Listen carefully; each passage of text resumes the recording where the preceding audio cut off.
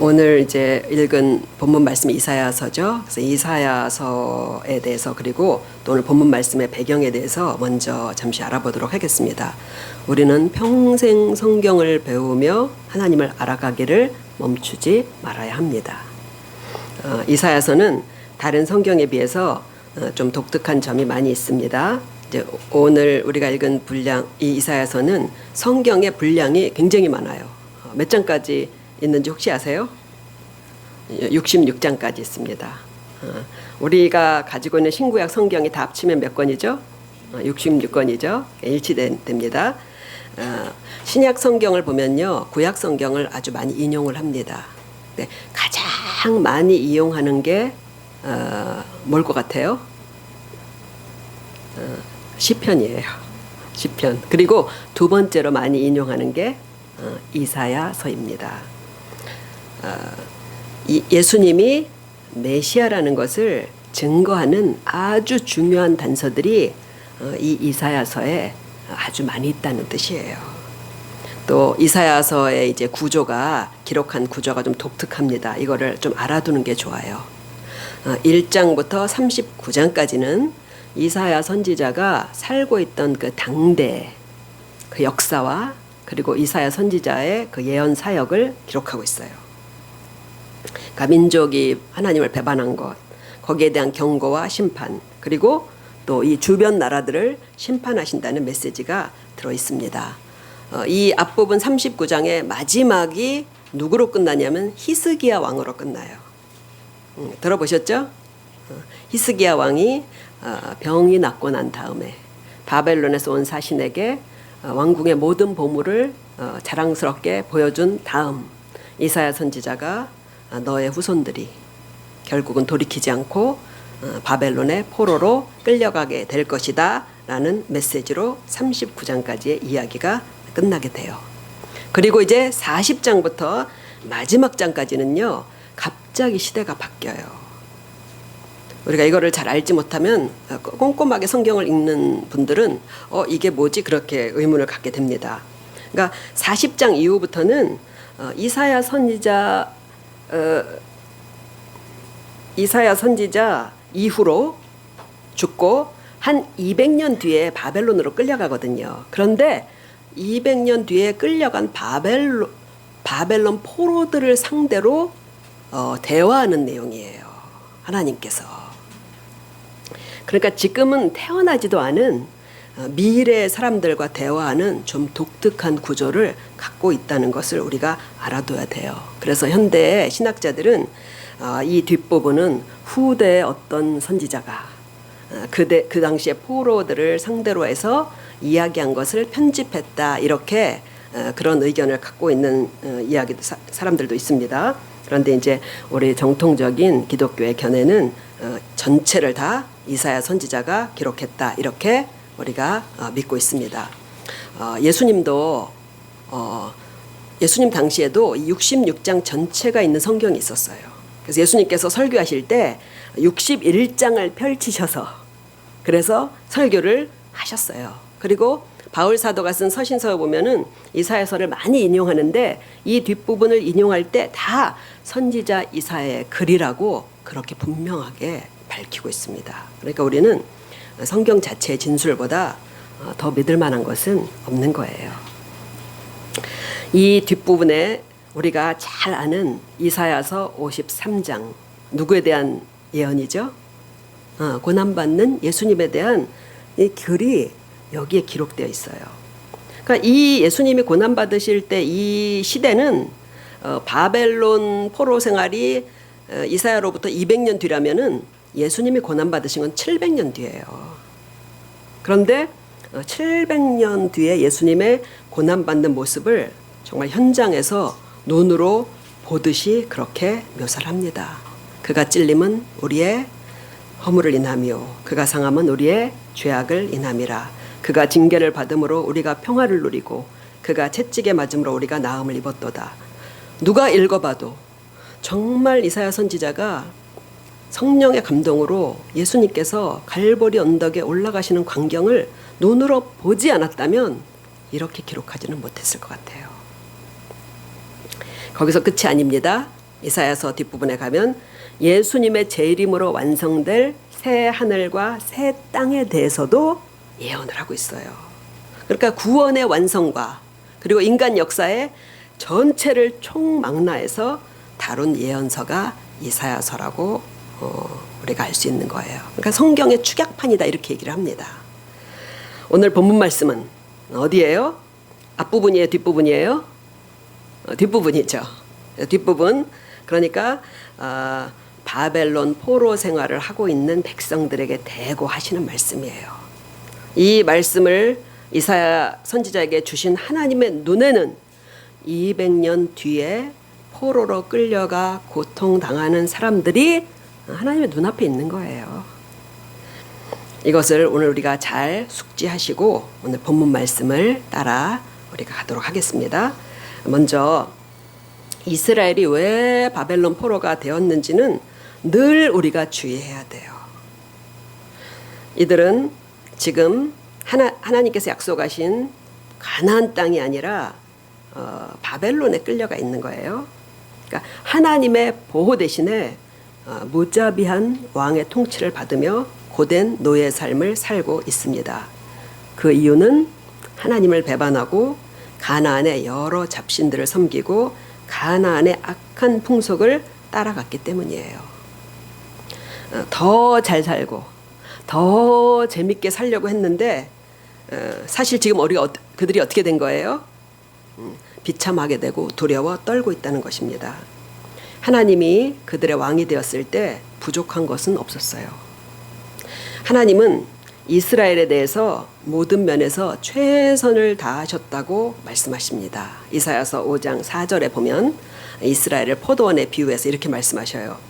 내가 내 포도원을 위하여 행한 것 외에 무엇을 더할 것이 있었으랴.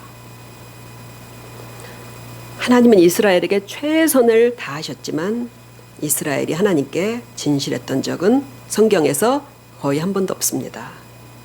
우리도 하나님께 대해서 그렇게 과히 진실하지는 않은 것 같아요. 이스라엘은 왜 가나안 땅에 그 우상들과 정말 비교가 불가한 그런 전능하신 하나님을 버리고 잡신들을 받아들인 것인지를 우리가 잘 생각해야 돼요. 그들과 본성이 같은 우리도 분명 하나님을 믿는데 공통점이 있을 거예요. 먼저 사람들은 위대하고 전능하신 신을 좋아하지 않습니다. 그런 신보다는 조각한 신상을 집에다가 모시고 먼지를 닦고 그리고 음식 부스러기를 올려놓고 자기 마음대로 섬기는 걸 더 좋아해요. 사람들은 본성의 종교성이 있기 때문에 뭔가에 빌고 섬기는 걸 싫어하지 않아요. 단 도덕적인 신은 싫어합니다. 바르게 살라는 신을 누가 좋아하겠어요? 우리 아이들도 부모 잔소리 듣기 싫어하잖아요. 하나님은 선지자들을 통해 성경을 통해 너무 간섭하시죠. 우상으로 만든 가나안 신은 말을 못하니까 내가 어떻게 살든 간섭하지 않습니다. 언제고 내가 답답할 때 가가지고 복을 빌고 돌아오면 그만이에요. 만일 우리가 내 생각과 행위를 간섭하시는 하나님을 지각하고 살지 않는다면 그것은 우상 숭배나 다름없이 하나님을 믿고 있는 것일 수도 있어요. 또 가나안 땅의 문화는 주변 모든 사람들이 살아가는 방식이었어요. 가나안 땅에 들어가 보니까 다 그들이 똑같이 사는데 이스라엘만 다른 거예요. 가나안 땅의 사람들은 인간의 본성이 구축한 문명과 문화 속에서 본성대로 거침없이 살아가고 있었던 거예요. 세상 사람들이 그렇게 다 살잖아요. 우상 종교의 제사를 보니까 사람들이 다 즐기는 축제 문화였어요. 이런 거 사람들이 본성적으로 좋아하잖아요. 이스라엘은 하나님이 주신 레위기의 율법대로만 제사를 드려야 했어요. 출애굽기에 보면 성소에서 쓰는 향도 뭐와 뭐를 얼만큼씩 섞어서 하라고 제조 방법이 정해져 있습니다. 그 향이 너무 좋다고 집에 가서 똑같이 만들었다가는 큰일 납니다. 땅에서 멸절되리라 그렇게 말씀하셨어요. 다 쉽게 사는데 우리만 힘들게 그렇게 여호와 신앙으로 사는 것 같지 않았겠습니까? 지금 우리가 하나님을 믿는 것도 그런 면이 있어요. 다들 주일이면 하고 싶은 대로 편하게 쉬고 지내는데 우리만 교회 나오잖아요. 이 코로나 상황 중에도 신앙생활에서 지킬 게 또 얼마나 많습니까? 그래서 이스라엘은 점점 가나안의 우상 종교로 갈아타게 된 것이에요. 가나안 땅은 지금 우리가 사는 이 세상이에요. 다 같이 가는 넓은 길, 사망에 이르는 길입니다. 그래서 어디까지 우리가 이 세상 문화를 즐겨야 할지에 대해서 우리 신자들은 고민하면서 살아야 돼요. 세상 문명과 문화 안에는 솔직히 말하면 거의 하나님이 없습니다. 대부분의 드라마, 음악, 스포츠, 미술, 소비문화 거의 다 그렇습니다. 구약 성경에서 악기를 많이 만든 왕이 있어요. 누구죠? 누굴까요? 악기를 많이 만든 왕이 있어요. 다윗이에요. 다윗이 악기를 많이 만들어서 하나님을 찬양하는 예배 음악에 사용했습니다. 그런데 성경은 이 사실도 정확히 꼬집어 말씀해요. 아모스 6장 5절을 보면 비파에 맞추어 헛된 노래를 지절거리며 이스라엘 사람들이 그랬다는 거예요. 다윗처럼 자기를 위하여 악기를 제조하며 다윗이 음악 재능이 되게 풍부했잖아요. 최고의 음악을 만들어서 거기서 위안을 삼고 행복감을 느꼈다는 겁니다. 우리가 하나님이 아닌 것에서 최고의 위안과 기쁨을 삼는 것을 하나님은 경계하십니다. 그게 결국 이스라엘이 갔던 길이에요. 요즘 TV에 나오는 오디션 프로그램 같은 거 보면 어때요?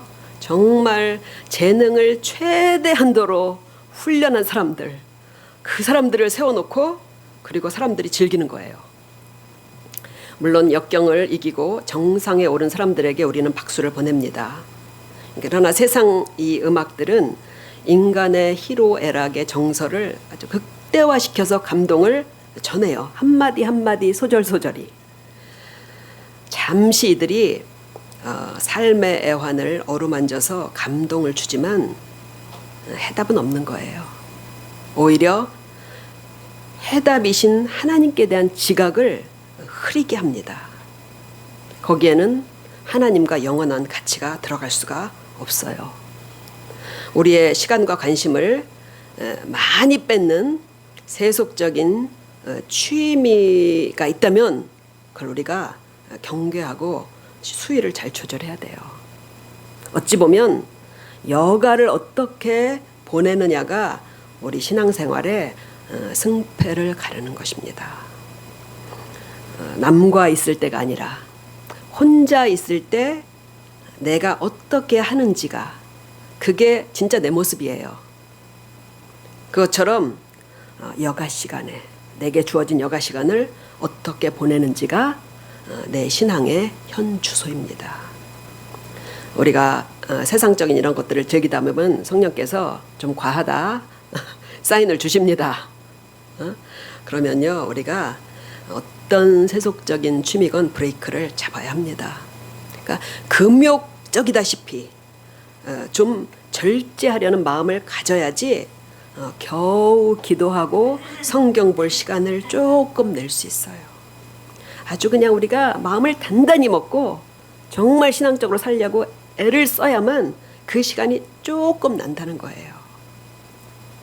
제가 요즘 팬텀싱어라는 경연 프로그램을 이렇게 좀 보고 있습니다. 보고 계십니까? 네, 보니까 저는 경연 그가 팬텀싱어 1차, 2차는 이제 한 번도 본 적이 없었는데 알고 보니까 그 1차에서 저희가 싱가포르 한인교회 다닐 때 그 장로님 권사님 아들이 그 팬텀싱어가 됐더라고요. 그 손태진인가 하는 그 성악가가 우리 장로님 아들이었더라고요. 이번이 이제 시즌 3이거든요. 근데 정말 노래 잘하는 사람들이 너무너무 많더라고요. 그중에서 천상의 목소리, 성악 천재라고 하는 존 노라는 그런 성악가가 있어요. 존 노. 아버지가 목사이고 그리고 할아버지는 김일성 치하에서 순교하셨다고 그렇게 말하더라고요. 존 노 성악가도 신학 공부를 해서 목사가 되려고 하다가 음악적 재능을 발견해서 그래서 음악가의 길을 걷게 되었다고 하더라고요. 이 존 노 성악가가 The Prayer라는 그런 곡을 부르는 걸 듣고 제가 팬이 됐습니다. 정말 어린아이 같이 천진하고 정말 얼굴이 그렇게 평화로울 수가 없어요. 그 얼굴에 부드럽게 사람들의 마음을 감싸는 목소리로 이 The Prayer를 부르는데 노래가 그냥 기도더라고요. 우리가 문화를 선별하고 절제하며 즐길 뿐 아니라 문화를 세상과 이 사탄에게 다 내주지 않는 것도 아주 중요합니다. 아마도 존 노 역시 그런 마음으로 경영에 참여했을 것 같아요. 우리의 다양한 재능들은 세상이 하나님을 경외하고 하게 하는 일에 귀하게 다 사용되어야 될 줄로 믿습니다. 세상에서 세상이 돌아가는 데서 소모되는 부품으로 살아가는 것이 아니라 우리의 주변을 적극적으로 하나님을 경외하는 그런 복음으로 변화시키는 그런 모두가 되시기를 주님의 이름으로 축원드립니다. 하나님이 이스라엘에게 원했던 것이 그것이잖아요. 이방 나라들을 위한 제사장 나라가 되길 원하셨지만 거꾸로 세상을 동경하다 세상의 종이 되고 만 것입니다. 하나님을 등지고 세상을 따른 결과를 오늘 본문에서 보시기 바라요. 이들이 선택한 길 끝에 기다리고 있는 것은 험난한 노예 생활이었습니다. 처음엔 우리에게 즐거움을 주지만 나중엔 종처럼 지배하는 게 세상 것임을 우리가 절대로 잊어서는 안 돼요. 이들이 지금 어떻게 살고 있다고 합니까? 10절에 보니까 두려워 말라. 놀라지 말라. 내가 너를 굳세게 하겠다. 지금 어떻다는 거예요? 두려움 속에서 살고 작은 일에도 놀라고 말할 수 없이 심약하게 무너져 있다는 거예요. 또 11절을 보면 분노하는 상전에게 수치와 욕을 당하고 있다는 뜻이에요. 12절을 보면 사람들 사이에서 다툼에 시달리고 여기저기서 맞고 다닌다는 거예요. 이것이 하나님을 배신하고 이들이 세상을 따라갔던 결과입니다. 우리가 세상을 향할수록 얻게 되는 것은 이런 것들이에요. 분명히 이런 것들입니다. 세상과 마귀는 무자비한 상전이에요. 때로 우리가 열심히 신앙생활을 하다가 정말 잠시 정말 하나님을 밀어내면 좀 편할 것 같은 생각이 문득 들 때가 있어요. 세속과 달콤한 죄를 즐길 때도 그렇고 세상 고통이 너무 심할 때도 한편 그런 마음이 듭니다. 어느 시대를 막론하고 우리가 역사를 보면요, 강대국이 약소국을 가만두는 예가 없습니다. 약자는 강자에게 짓밟혀요. 이스라엘은 가나안의 최약소국이었습니다. 본래 남에게 질 수밖에 없어요. 유일하게 이길 수 있는 무기가 뭐였어요? 그들의 방패와 산성이 되시는 하나님이셨는데 그 하나님을 버린 거예요. 우리가 어떻게 세상을 상대하고 우리 힘으로 어떻게 세상을 상대하고 내 안에 있는 끈질긴 죄를 상대하고 나를 짓누르는 이 현실을 상대해서 이길 수가 있겠습니까? 어떻게 이기겠어요? 하나님을 의지하고 하나님의 능력에 편승해서 그래서 이기는 거예요. 하나님의 능력에 우리가 얹혀지는 거예요. 그래야 우리가 이길 수가 있습니다. 성경 역사에서는 우리가 이런 걸 깨달아야 해요. 왜냐하면 과거의 역사가 나중에 어떤 결과를 가져왔는지를 우리가 분명하게 볼 수 있잖아요. 오늘 말씀에서 우리가 무엇보다도 이 사실을 철저하게 인식하고 우리가 무작정 세상을 따르던 생활을 잘 절제하고 하나님을 끝까지 붙잡고 따라가는 모두가 되시기를 간절히 축복드립니다. 그러나 이 포로 생활 중에도 하나님은 이스라엘을 버리지 않고 잊지 않으셨다는 것입니다. 우리 본문 앞장 40장을 보면 이들은 이제 그 구덩이에 던져져서 하나님이 우리를 잊으셨구나 그렇게 푸념하고 한탄해요. 그러나 그렇지 않다고 오늘 9절에서 이렇게 말씀하는 거예요. 내가 땅 끝에서부터 너를 붙들며 땅 모퉁이에서부터 너를 부르고 내게 이르기를 너는 나의 종이라. 내가 너를 택하고 싫어하여 버리지 아니하였노라. 우리는 하나님이 자신을 어떻게 우리에게 얘기하시는지를 잘 알아야 돼요. 하나님이 나는 이런 사람이다. 이런 하나님이다. 하시는 말씀 우리는 잘 알고 믿어야 돼요.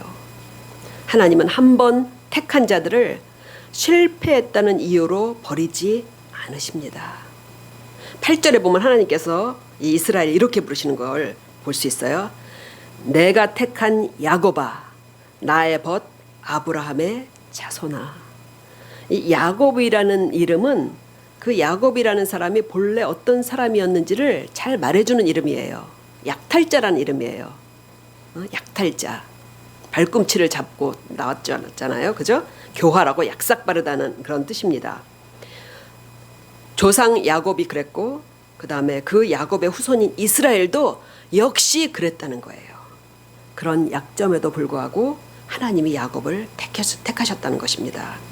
우리가 어떤 사람이었든 하나님이 택하셔서 이 자리에 있는 거예요. 우리가 과거에 어떤 사람이었든 하나님은 우리를 택하셔서 여기 왔어요. 아브라함도 마찬가지예요. 그 사람 역시 갈대아의 우르 지방에서 우상 숭배하던 사람입니다. 우리도 토속 신앙 중에서 태어나서 수많은 토종 귀신들을 어릴 때 접하고 섬기며 자란 사람들입니다. 하나님이 아브라함을 찾아가지 않으셨다면 아브라함은 하나님을 알지도 못하고 믿음의 조상이 될 수도 없었던 거예요. 하나님이 우리를 찾아오시지 않았다면 우리도 마찬가지입니다. 아브라함 역시 성경을 보면요, 인격적인 숱한 과오를 지나며 믿음의 사람으로 단련된 것을 볼 수 있어요. 이런 보잘것없는 이스라엘을 하나님이 선택해서 자기 백성을 삼으셨다는 거예요. 처음부터 하자 있는 사람들을 하나님이 선택하셨다는 거예요.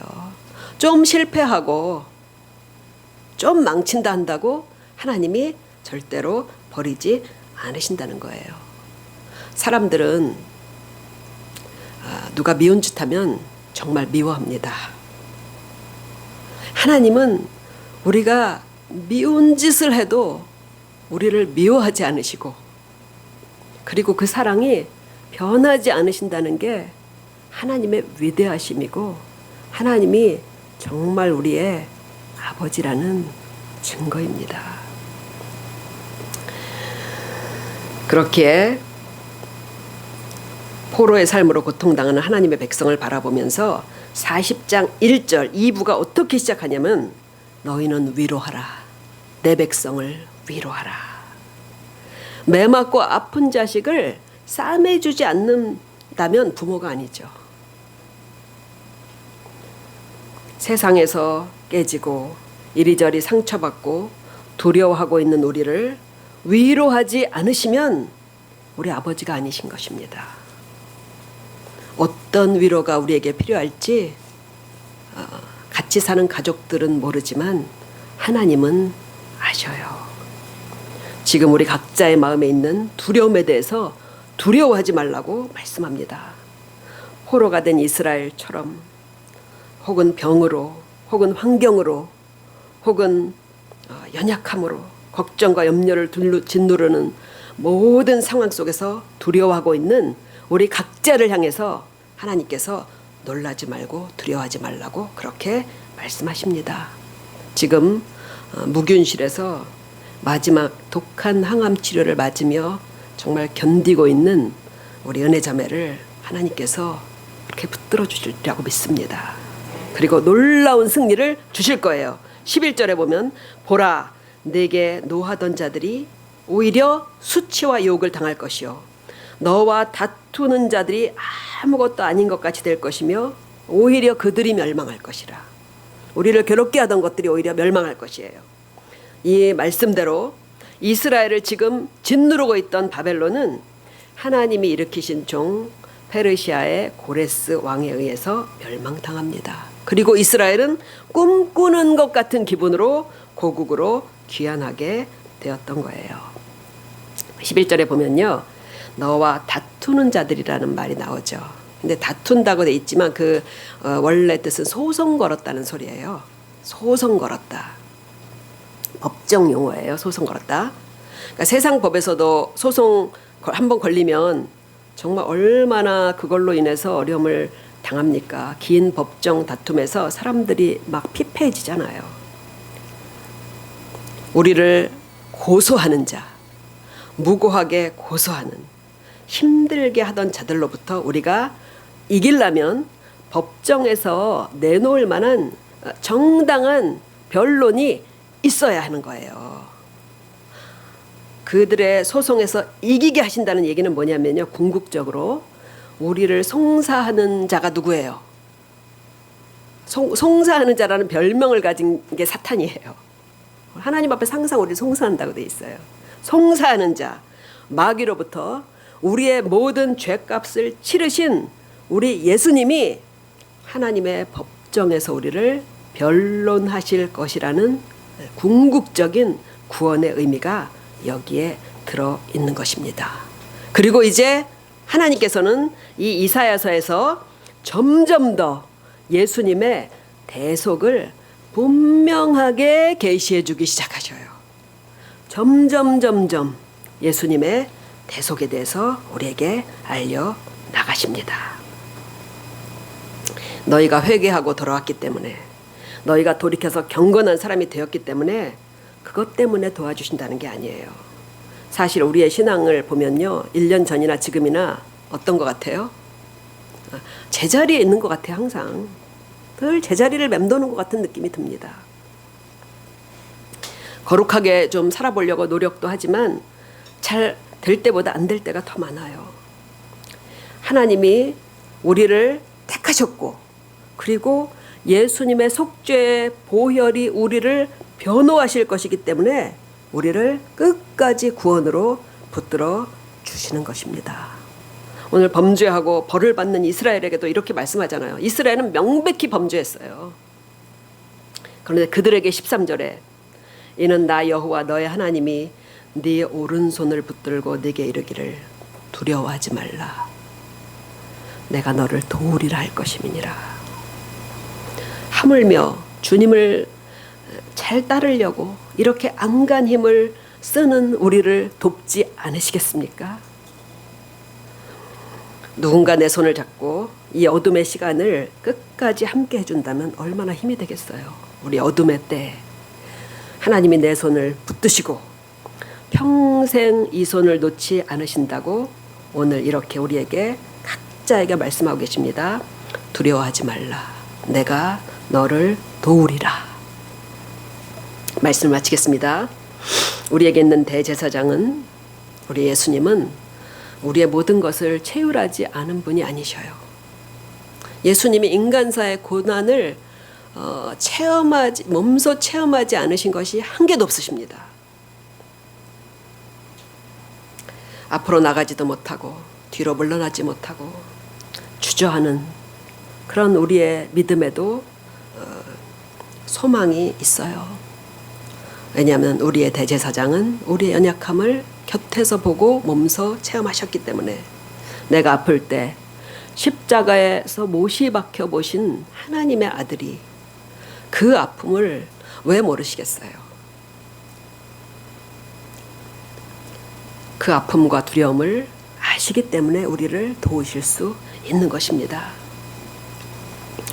육체의 고통 앞에서 우리가 얼마나 낙담이 됩니까?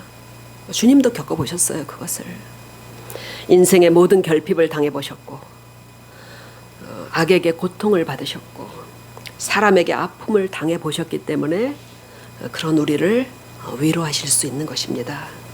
우리가 할 일은 매일 이런 우리의 하나님을 향해 구원을 요청하며 기도하는 거예요. 우리에게 구하라고 하셨잖아요. 부르짖으라고. 그리고 우리의 평안한 날에 하나님을 향해서 웃음을 보이면서, 하나님을 향해 미소를 보이면서 오늘도 내 손을 잡고 동행하고 계시는, 이 길을 함께 가자 그러신 우리 예수님과 마음으로 동행하는 것입니다. 그럴 때 우리는 세상의 어둠에 물드는 게 아니라 세상의 빛과 소금으로 살아가게 될 줄로 믿습니다. 그런 우리 모두가 되시기를 주님의 이름으로 축원드립니다. 아멘.